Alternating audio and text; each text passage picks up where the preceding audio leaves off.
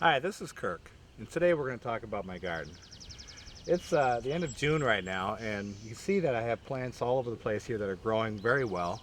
We got peppers, we got tomatoes, we got peas, and you can also see a lot of weeds. And so we got to get those weeds under control because they're going to end up taking over the garden and robbing nutrients and water from your plants. You can see that we've got a lot of weeds in this section here, and this is an area that we haven't tilled yet or cultivated yet since we planted the plants, and you can see that the peppers and lettuce are getting buried in those weeds. And so today we're going to tackle these with the Earthquake Mini Cultivator and just turn these weeds under and pull those roots up so they don't want to keep going. Over here you can see that we have cultivated this area about a week and a half ago, and we got some weeds that are starting to come up again, and we're going to take those down too with the cultivator and get them turned under.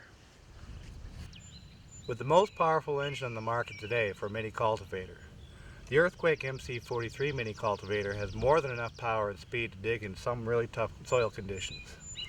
But sometimes you don't want all that power and speed, especially when you're cultivating near delicate plants. So what's nice is you can actually control your speed with variable speed control.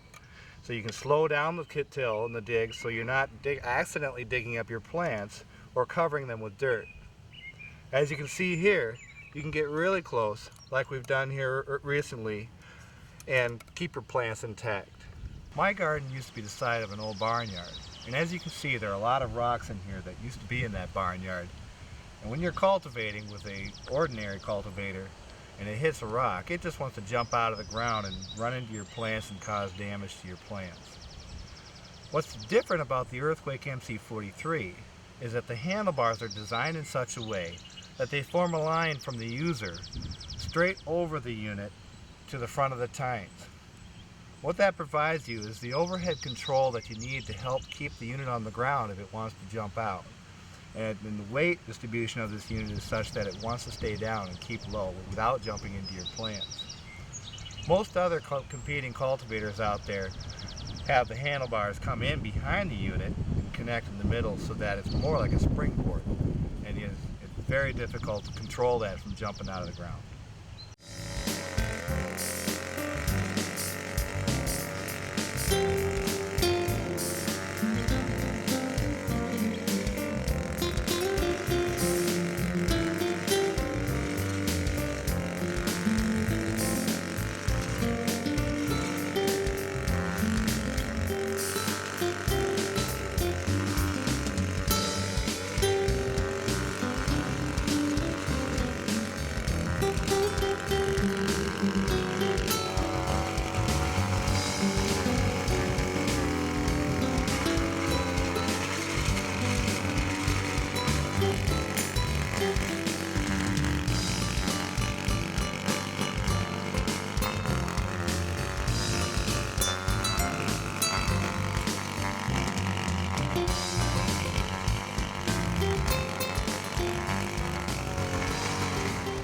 Now over here in the corn, we had the high side of the garden, which is starting to dry out after all the rain we've been having the last week.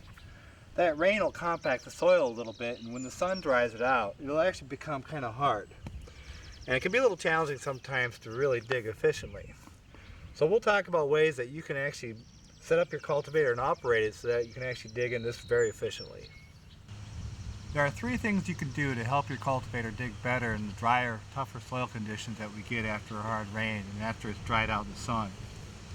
First of all, you can take your tines off and turn them around to the other side so that they're turning point forward. As you can see, there's a slope in the tine blade, which is the usual way of cultivating in softer soils and is great for digging those conditions. In harder soil conditions, you can turn your tines around so that when they turn, the pointy tip goes in first and will actually have a more aggressive dig. Another thing you can do is when you're cultivating, pull your cultivator backwards. What this does is when the tines are moving forward, they will be turning counter to the direction of the travel of the cultivator. That allows the unit to dig even deeper into the soil. Finally, the tine speed of the MC43 Mini Cultivator can turn upwards of 250 revolutions per minute. That's great for cultivating quickly in looser soils, but in hard, dry soils, you might want to slow that down to something under 200 revolutions per minute. You can accomplish that by squeezing the throttle trigger about halfway. That'll give the tines the time to really engage the soil and dig in without skipping across the top of the soil. In the rare event that you might get a rock stuck in your tines and the cultivator stops turning, don't worry about it. It's nothing to be concerned about. The gear-driven transmission is a very durable transmission, and the tines are made out of spring steel, which are designed to flex and without causing any damage. When we get this rock out, the tines will flex right back and be ready to go again. There are two ways you can get this rock out of here. The first thing you want to try is pulling off the tines and seeing if you can release the rock by removing the tines. If the tines are still stuck and you can't pull them off, then get a hammer and simply gently tap in the direction that the rock will want to go. Just remove the rock, put your tines back on, and you're ready to go again.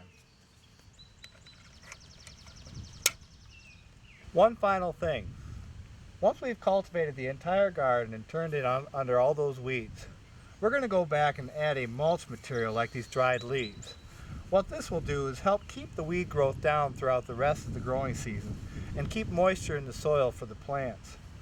In the fall, when we're done harvesting, we're going to come back with an earthquake front tine or rear tine tiller and turn all this mulch in where it can compost and provide good soil structure and nutrients for the plants that we're going to plant in the springtime.